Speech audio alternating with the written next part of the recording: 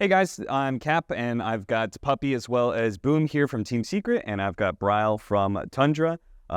Thanks for coming on the podcast, guys. Starting things off, I mean, it's a new season, so I think the first thing to talk about is probably no DPC. How do you guys feel about that? It feels good to absolutely know nothing about DPC. That's the furthest amount of DPC of no DPC we can find. No DPC information whatsoever. That's pretty good. I like it. I mean, you started in a very open system where it was third parties just kind of like doing whatever tournaments. There really wasn't that structure. And then we went to a very regimented structure of, full on DPC and leagues and everything. I know you had your complaints about it, Bryle. Did you guys, were you guys fans of the previous leagues that we had with DPC? Wait, you had a complaint? Like the 6-week leagues. Oh, yeah. And stuff. Did you like that? Well, I think the first few DPCs were I think the schedule was kind of ridiculous. It was super long, but I think they fixed it, and it was super short now. It was 3 weeks or something. Yep. So I think Valve kind of fixed it. I mean, I think the schedule was nice. But it's there's no DPC now, so yeah. I mean, I think ESL and Riyadh is carrying Dota right now. Yeah. I mean, from your experience, Boom, what has been your preferred system, I guess? Do you like the more open system? Do you like the regimented leagues? Do you like playing more internationally, or do you like staying within a region? I mean, when I started playing professionally, it was already kind of the DPC system. So I didn't really play the majors before or whatever. But I was watching them, and they looked way more hyped than the DPC seasons and stuff. So yeah, the first seasons, I mean, I was with Gaming back then, and we bootcamped the whole season. We bootcamped 7 weeks or whatever, and it was super long and exhausting. Everyone was dead and just wanted to go home, didn't want to play anymore. But yeah, it was kind of getting in a good spot, I feel towards the end, and now it's not here. So, I mean, I don't know. So far, this season's been pretty What was your favorite out of all of them? You experienced it all, Puppies. So what was your heyday of Dota, the golden era? What was the best structure that we had? 5 majors. Five majors? 5 majors, 5 minors. It's that was kind of bad teams could play bad tournaments. Good teams could play good tournaments. Yeah. And everybody was chilling. I did like the major minor system. Yeah. I mean, it was not profitable for the minor. Yeah.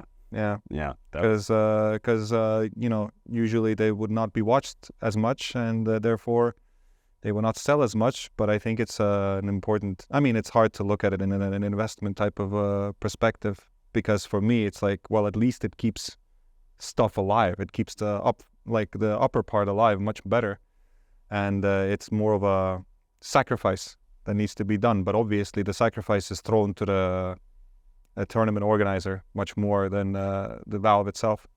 Valve should take the sacrifice, not the tournament organizer. But it usually happens to be it's your fault that nobody watches your tournament type of thing going on. Whatever. Not my, fight right now.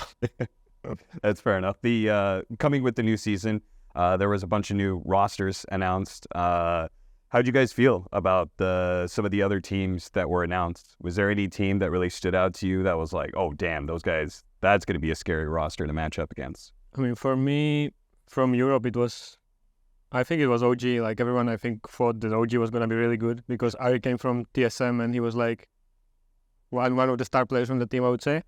And then Whisper came from South America, and he was also on Evil Geniuses, one of their best players. And so, yeah, I thought they were going to be the team that would come out on top of the shuffle. But you guys managed to shut them down. Nice little 2-1. Yeah, I mean, I think nobody expected us to be to qualify from Europe to this tournament, but yeah.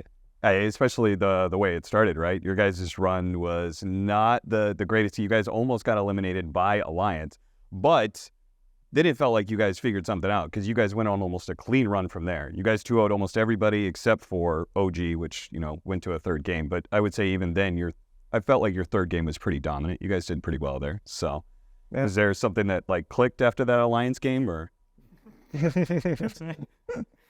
I mean, I got tilted after a game and then said I'm just first picking Chen. I don't care, and everybody can choose whatever hero they want, and I don't give a shit anymore. So, because honestly, a lot of the times when you keep playing everybody else's type of style, everybody's kind of playing the meta, right? Yeah. but frequently it doesn't work.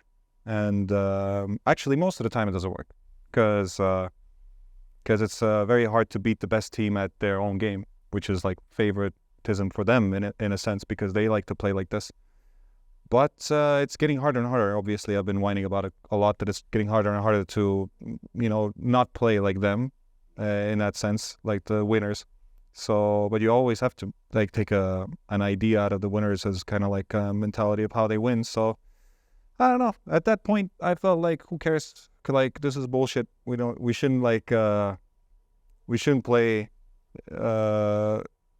like in a way where we're trying to figure stuff out. Let's play what we've already figured out. Sure. Is that a general philosophy you have as a captain? Because you've gone through probably more teammates than any other like top tier pro, and you always seem to manage a way to make these rosters work. Do you feel like you do something to like help your teammates and some philosophy that you have? I mean, these are just things that I've done in the past that have 50% worked out, Yeah. There have been many grand finals that I'm 0-2, and I'm pretty sure we're going to lose the next game if we don't like fuck around. Yeah. And just play Zeus support and then Ursa offlane or some shit like that, because like that's usually that I have won many tournaments like this, and therefore this was just one of those days where I felt like it needs to be done. I don't know. It kind of felt like it relieved the pressure of the players, and it kind of felt like we don't care anymore. We're kind of playing for fun. Then we're playing some Pudge post forward, Klinks mid, Ricky mid, whatever. We played some weird stuff in that qualifier, and it was nice. Yeah, that I think taking away that fear definitely we've heard from so many teams once they stop focusing so much on winning. It does seem to be a pretty key factor. Was there something like that for you guys in your qualifier run? Because you guys also had a very tight one where you guys went 2-1 against Nouns. You beat them in the upper bracket, but then you had to do a reverse sweep in the finals. I'll be honest, I was watching that. I thought you guys were done for. After that game 2, I was like, I don't see how they come back from this. Yeah, it was kind of interesting day. I think the day started like we were down 2-0, and I think we started at like 4, and then we ended. It was like a best of 5, and we didn't stop playing until like 12 or something. But the first 2 games we kind of lost because we kind of just gave their heroes, and they were kind of good at it. And then eventually we just realized they're kind of like they don't play optimal if they don't get their heroes. So we're like, just fuck it, dude. Just ban what they pick, and then let's see. Because like I think the game 3 we banned like their heroes. I think they banned like Invoker for Stormstormer or something. Yep. And then Meepo or something. Like that guy played a lot of Meepo for some reason, and we played like this silly like. I think it was like 2 hours a game or something, and it was like. It's kind of funny because this guy's playing Meepo like 2-hour game. This guy's like super tired as well. It's like 5 a.m. for him, I think that kind of played a toll too. Like coming into game 3, he was like, they also have Stormstormer, who is like, I think it's like a healthy European, like wakes up at like 7 a.m., go exercise. He's not on degen hours, so yeah. And it's like 5 a.m. for them, so I think they were kind of tired as well. And then we let them play new heroes, and then they look like kind of lost. And at that point it was kind of easy for us. That's fair enough. When it comes to some of the rosters that you guys had Nouns to match up against, when you saw that roster, were you like, oh, that's going to be our main competitor right away? There were some rumors that like people from other region were joining that team. I saw those, yeah. There was like a rumor of Kiyutaka and Ramses going to NA, and I was like kind of surprised. I'm like, oh shit, okay. There's actually like good players coming in, sort of Kiyutaka, and I was kind of hyped for it. And I was like preparing, like I was playing a lot of hubs and like looking forward to it. And eventually it was like new announcements, apparently it was just a rumor. What'd you think about the Shopify roster that was announced? Because there's some talent that's being brought in. Yopod, yeah, he's pretty sick. I think the last 5 years, looking back to the roster, this might be their weakest roster. Yep. Since it's kind of funny because it's like their weakest roster, and they might end up winning every qualifier because we're not playing NA anymore. So Speaking of, there's something about weakest roster. I immediately thought about you guys because of the community's reaction to you guys. The quote, this is the weakest roster Team Secret to date. Like, how did you feel reading that? And do you feel vindicated now because you guys qualified in the first place? You guys are doing well here. I mean, I don't know. I don't give a shit. Like, as in, weakest roster is it's good because then nobody cares what you're doing and no expectations. So at least you can fail and work again and stuff like that. Because honestly, like, the problem is we don't have enough tournaments, I feel, to keep going next, because sometimes you do fail and you want to just go next and, play the next tournament, maybe a easier tournament for yourself to get some experience in. But especially in last years, if you don't make it to the major, you're not making anywhere. So you're just sitting at home all year long. So even if you have a lot of potential to at least, come up for a tier 2 tournament and get some experience and get, a little snowball effect going on, none of that really happens anymore. And you just, you feel like you can't really replicate that with scrims? No, not really. Yeah. I feel like scrims are not the same thing. I would say, Boom, you were probably one of the people that the community was probably most critical of. And I feel like you have snapped into the offlane role really nicely. Do you feel like you've adjusted well?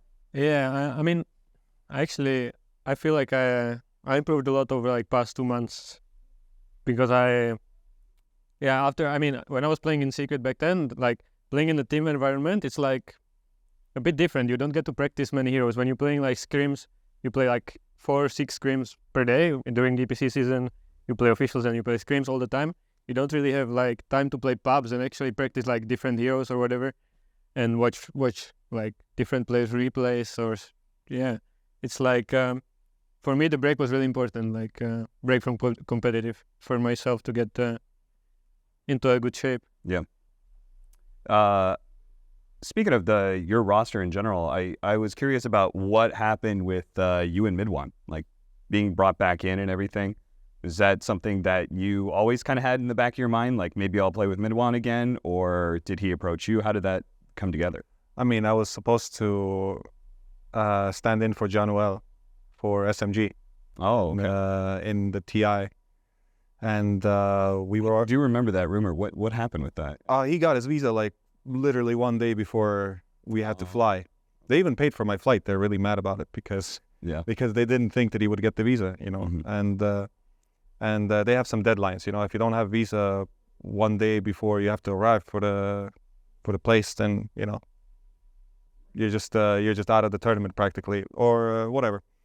Basically, he got his visa and I didn't go. But for like 2 weeks and maybe more, we scrimmed with SMG because SMG went to Europe and they stayed there because Mind Control was also having to stand in because their offlaner couldn't get visa. I mean, but his was done deal. His was like, he's not going to get another appointment. It's impossible. I think he got 3 of them and 3 of them got denied. So that was that. And then after, I enjoyed some of the perspectives that Afu and Midwan had during the time when we played in SMG. And even though they did really badly in TI themselves, but the conversations that were there were very different than for the whole year that I've had. And I felt like I learned a lot from just playing with them and having some conversations about some stuff. So for me, that was already like, okay, this is at least an upgrade for my like current position, at least like how much I'm learning. Okay, are you talking about, is this like, you say a different perspective? Are we talking about like Dota strategy wise and ways to look at the game? Are we talking mentality? What? Everything really. It's kind of like bits and pieces everywhere. It's just mostly like how a person sees the game, how it should be played, or how movements should be done. It's most like a lot of it comes from Afu, and I think overall Afu and Midwan share a very similar, look on the game and stuff like that. But I do feel like Afu himself has a very good perspective. I really liked it. So therefore, I felt like I think there's a really good chance here to play together and make something good happen. What is sorry, go ahead. For me, a big part that mid one brought was he brought like a lot of confidence. He's felt like he trusted every single one of our players and supported everyone's ideas and like kind of enforced it also. So that was a big part. Okay. The what would you say has changed? Is there anything that's changed about mid one since when you played it with him previously and when you played with him now?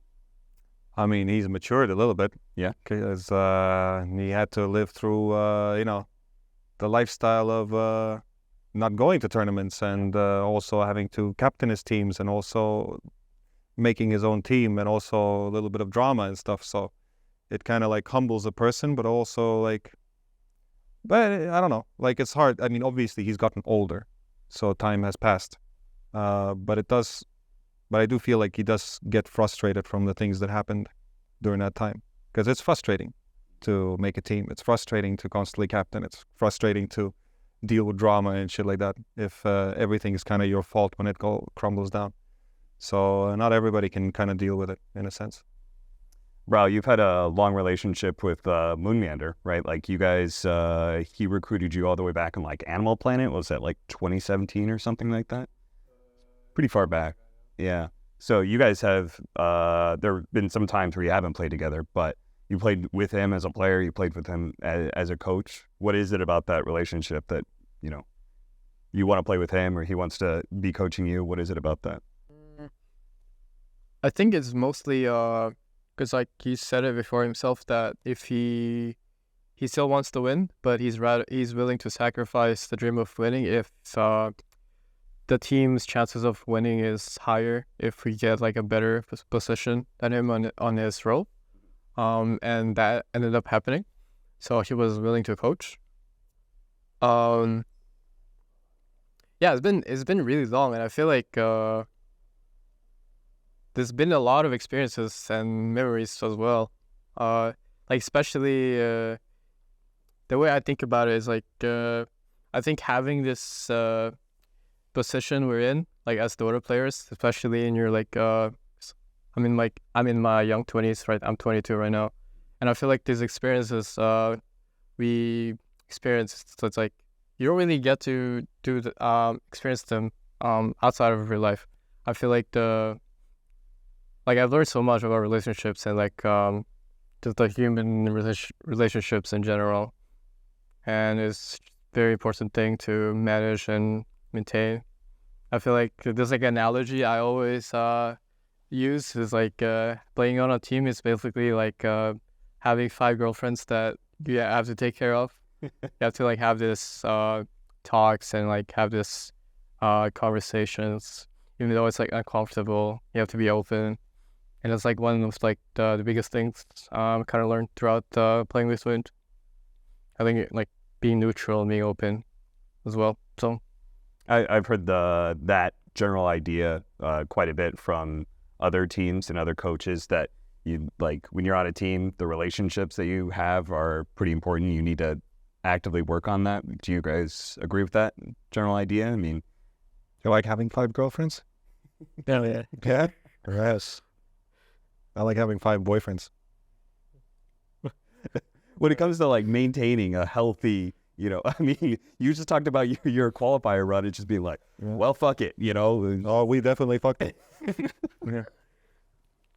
There had to be some, problems going on there. It sounds like, but you have to work through them, right? Like you have to actively. Exactly. Very healthy relationship like that. Yeah. Yeah. Are you good at fostering healthy relationships between teammates? Yeah. Had a lot of relationships with my 5 girlfriends. Yeah. Well, what would you say the number one like lesson is to be learned when it comes to just human one-on-one relationships, and especially in a competitive environment? I mean, you got a ton of stress. It's easy to break down, like yell at people all the time. I mean, all Dota players know I'm yelling at my teammates all the time, right? Like, imagine that stress. I mean, I think it's important to like respect every single one of your teammates, and whenever you analyze some replays or some mistakes or whatever, I feel like everyone has to put their egos aside and talk with an open mind and listen to the other person's perspective and try to understand, so we all get on the same page as a team. In my opinion, you have to do kind of only one rule, Okay. which is don't be cringe. Don't be cringe. Just don't be cringe, dude. It's like fucking some guy like fucking, way too, ham about some topics and fucking that's cringe, dude. Just like chill, Stop. Like Dota is simple. It changes very fast. No one cares, and we could have maybe done something better. But like at the same time, like take Dota as a conversation of like rationality. There's no point to talk about anything anymore. Could have we done that? It's like, yeah, cool. But if it's like if it becomes like a rift between people, it's kind of cringe, because that's cringe. Everybody has to sit there and just fucking be like, I don't know what's going on, Yeah. like Things get really off. that's really cringe, dude. Let's just like stick to the subject and let's move on, because most of teams that they win, they just have fun and everything just flows, and non-flowing is pretty cringe. Imagine, like in all those sports movies in the locker room, there's always that piece of paper, with some saying or something. Yours is don't be cringe. Don't be Before you head out, slap the don't be cringe paper. pretty much. I think if everybody would have that, Yeah. I think a lot of teams would win more. Damn, that's good advice. Hopefully they don't listen to this podcast then. But no Yeah, I way, they're agree. cringe. So that's why they'll lose. You know what's funny is I feel like Moon Meander would actually have a saying like that. I feel like David's kind No, of... Moonmere is pretty cringe though. Have you seen him, dude? Motherfucker's cringe, dude. Wait, what makes you find him cringe? Huh? Moon? Yeah. I mean, he can say some cringe stuff, dude. I've known him longer than you. Yeah. But I mean, I don't know. Like, He's a pretty wild character. Oh, bro. He's mellowed down a lot. Yeah. have you seen some of his tweets back in the day, man? That shit's cringe, dude. But Yeah. regardless, it's kind of like I don't exactly know what he's like, between his 5 girlfriends, because I don't know him that well. But it's just like nothing about him is cringe that I know really. Just I just know things that he does that are cringe. Yeah. I'm gonna say cringe 3 more times. Cringe. All right. We're here in Malaysia. Do you guys have? Puppy, you've been here a number of times. Bral, I think. And Boom, have you ever been to Malaysia before this? Yeah, before last year we bootcamped here. Oh, Yeah. okay. Yeah. Is that? How do you guys like Malaysia? Good. I mean, good. I have a lot. Food is talk about the food. Exactly. I have a lot to say, but it's mostly about all the tasty things that they have here. Yeah. I mean, Yeah. Food is good. You guys been out at all since you've been here, or you just been locked down? No, I mean, I've done a lot of things in Malaysia. I've went to like a monkey mountain. Yeah. A lot of monkeys over there. Yeah. They pickpocket you at all? They pickpocket. They want those little. They have little bananas here. I don't know why they have little bananas, and we have bigger bananas. But don't laugh. Do not laugh about euphemisms. But yeah, you kind of like feed them to them, and they kind of expect it, so they're kind of annoying in that sense. Yeah. But no, we've done some trips with like the team where we had like Yapso and stuff. Anybody have anything stolen? Because that's one of the things they like to do, right? They steal from you, and then they basically blackmail you. Yeah, Like, yeah. give me a banana, and They you do can have that. your sunglasses back or something. But that didn't happen because we were safe. Oh, okay. We know of the monkeys. Yeah. We played with them. Speaking of playing with monkeys, is there a region that you enjoy playing with? Like What do you when it mean comes by to pubs in general? Like when you played in... All about the monkeys, man. You played in a bunch of different regions. Do you have a pub experience that is... Do you prefer playing mostly in Western Europe? I love sea pubs, personally. I find them really funny because I like all chatting quite a bit. Do you have like a region that's the best to play pubs in or the worst? I mean, you want a serious answer, don't you? You give me whatever kind of answer you want. That's what a podcast host is supposed to do. Is just I mean, EU pubs are obviously better. I agree. They are just better. The people are more skilled, and the rankings are higher there too. So, and also, I mean, I've heard a billion problems that like C pubs and China pubs have. These paid actors that apparently like throw games just because of some betting things that are going on in pubs or some shit that like it ruins maybe only like 10 or 20% or 10% of the pubs, but it's enough for people to get really like salty about stuff. So they move into C pubs, and but they come through like unhealthy reasons, you know. They don't want to be here. They're kind of like, well, our place is even worse or something. I don't know. Basically, I feel like a lot of tension in these pubs that we're playing right now. Like it's kind of like it's not better because I haven't seen like people like in C pubs. I've seen a lot of toxic things happen, like just two guys running, playing carry and stuff like that. I haven't seen that in Europe for a while, to be fair. Even though it was pretty normal in Europe for a while, but I don't know what happened. Overall, I don't know.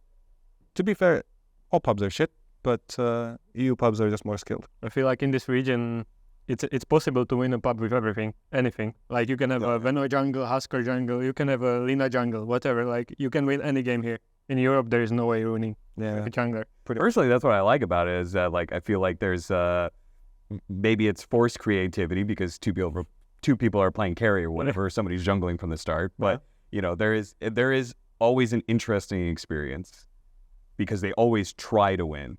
Or they do try to win, most of the time. Yeah, it's but it's a lie. It's a blatant lie. we know because maybe C players like SCA players, but there's a lot of Chinese people also that are, and I think because everybody affects everybody, so people start imitating themselves how they feel. Like one guy gives up, and I feel like maybe perhaps like 5 years ago, C pubs were like that, where they just never gave up. Yeah, and it's always a lie if they say go end, but doesn't feel like that anymore. Yeah. Feel like they've watched too much Quinn videos and stuff like that, and now everybody's changing slowly. Maybe that's what we need is institute, for the pause tips. Every single time that should be don't be cringe. Don't be cringe. Like fix Quinn can be cringe, but Quinn can be also really funny. So that's the thing. He's more funny than he's cringe. That's true. That's true. For sure. You always got to be more funny than cringe. Yeah, he's got that locked. Bro, what about you? What's your favorite pub experience region-wise? So right now, China server is kind of dead. So they play SAA pubs, and recently I've been playing a lot of C pubs. And I have this theory of because you do get a lot of Chinese players in your pubs now, right? And then I have this theory of you have to pick 2 or 3. If you pick one, you're gonna lose because this guy's not gonna talk in English. You only speak Chinese. But if you pick 2, they're gonna talk to each other. And if you pick 3, they're gonna try giga hard. That's my theory, and so far it's been good. They actually try. Yeah. They have other fellow Chinese player in their team. So I like that you have a drafting strategy. I have that too. I always draft the highest. Makes a lot of sense. I usually have only one Chinese guy, and he goes off lane, plays Alchemist, buys Radiance, and feeds all game. And then you're kind of like, he didn't have a buddy. It makes sense. yeah, you gotta pick another Chinese guy with him. But They I don't know. try super hard. I don't know them, I just do left and right. To be honest, the drafting. You just do the lowest MMR. Yeah, who cares, man? Let it flow, I hate this having to choose my players and stuff like that. It's kind of like, because some guys choosing Radiance, some guys, because they get to choose and show you what they want. They want to be on the Radiant side or the Dire side. And you're like, I need an offlaner, but he doesn't want to go to my team. He wants to go to the other team. And this guy is wants to go to my team. So I just choose the guy. But it's, I dislike to make that choice in the first place. It's kind of like, what? Kind of cringe, Gabe just took away his responsibility of making the MMR system. It just said, you make it. But only the highest MMR guy has to deal with it, to be fair, which is it's just kind of cringe. Everybody has to deal with it. Why do I only have to deal with it? It's kind of weird. What about you? Do you have a strategy for drafting your teammates or what? Yeah, in this server, I try to avoid everyone that doesn't have normal letters in their name. I avoid. I don't draft them. Okay. Normal what? Normal letters. Oh, Like the Chinese letters or whatever it is, I don't draft them. Oh, I don't draft anime profile pictures. It's a hard no for me, if Wait, at all possible. You can't see the picture. Oh yeah, you're right. That was a lie. Okay. Well, now I was just thinking about it because that's my general when someone is griefing, I was like anime profile picture. That's what it was. That's what they need to actually put the pictures in. Then I guess you'd be able to. That'd be nice. Help. Or a flag, like a flag where they come from, and then you can decide. Yeah, of course. that'll be in Europe. They would, yeah. All right, Frostbits, right around the corner. Do you guys like the custom modes? Do you have a favorite custom mode that you ever played? Custom games in Dota. Yeah, for the Valve ones, the Agon's Labyrinth, Siltbreaker.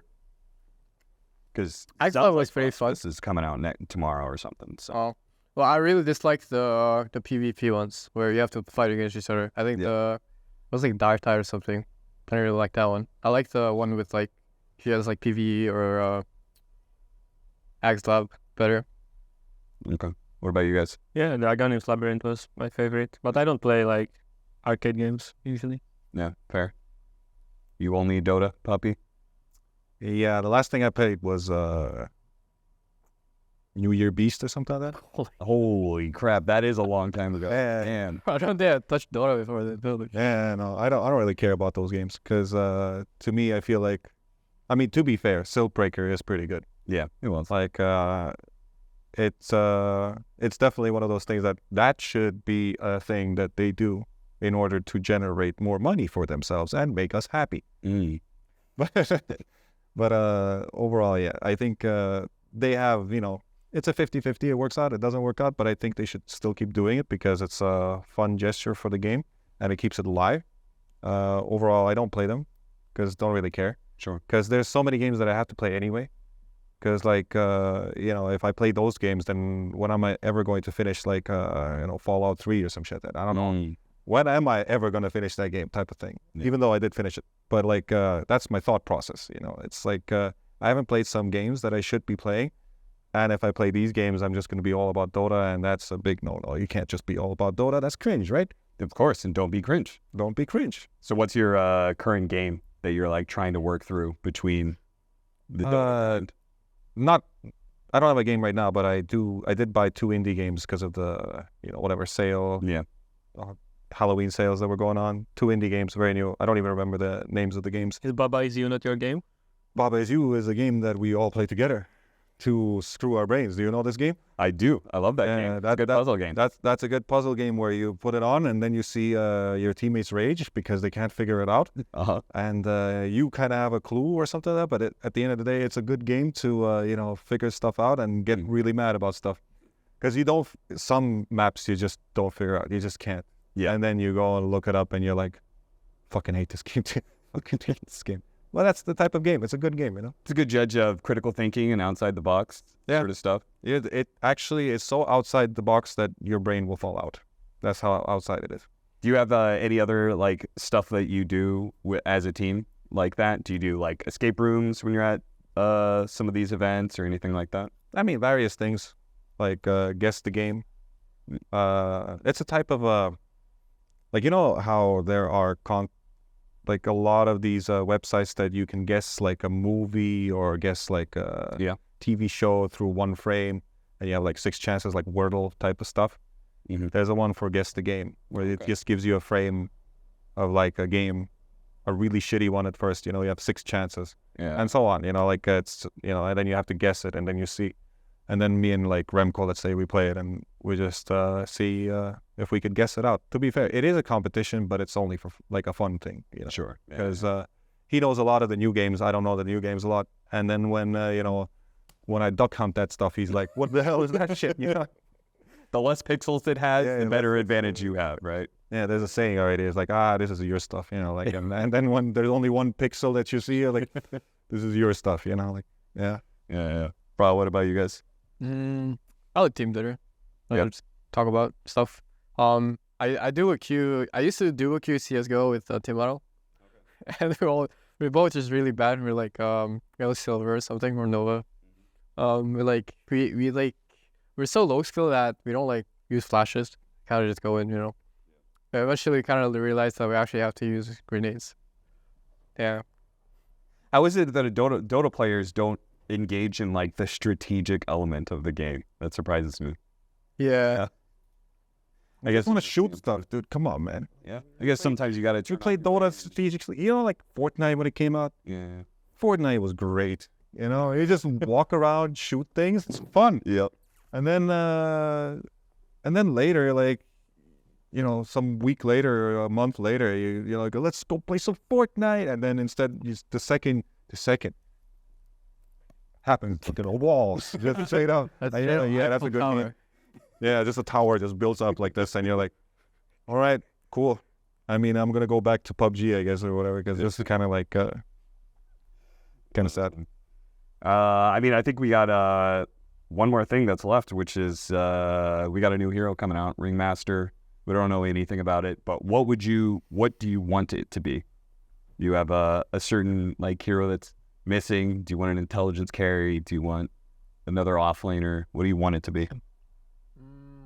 I mean, mid probably, because it's fun to play new hero, you know. Yeah, Yeah. some hyper mobile spirit type hero. Maybe like a flex, maybe a hero flex to 4, flex to 2, 1 or 2. Maybe cool. Anything from you guys? No, No. you don't care. I mean, Boob's just I'm still just trying to grind the offlane heroes as is, you know. Yeah. I got enough on my mind. back in the day, every hero that used to come out was mid, just because of their broken statistics, and they would just send them mid. But they have changed the chain of that thought process, kind of, because the new heroes have been coming out and they were not that strong. Like they were kind of, when Earth Spirit and Monkey King came out, that thing can just go 1v5 basically at that point when it came out in the game. But some Dark Willow comes out and I guess Snapfire comes out. Okay, she was pretty good. Yeah. She was all right, but nowhere near the level of a Monkey King or whatever. So they're kind of toned down on how imbalanced the hero comes out, because everybody has to play it and love it. You have to love it. The new hero, it needs to be broken. Everybody needs to love it. I mean, that's a pay to win strategy for other games. It You is. got to make it broken so people buy it. Yeah, it's true. It makes a lot of sense. All right. Well, I think we're all done here. Thank you very much for joining me for the podcast, and enjoy ESL 1 Kuala Lumpur.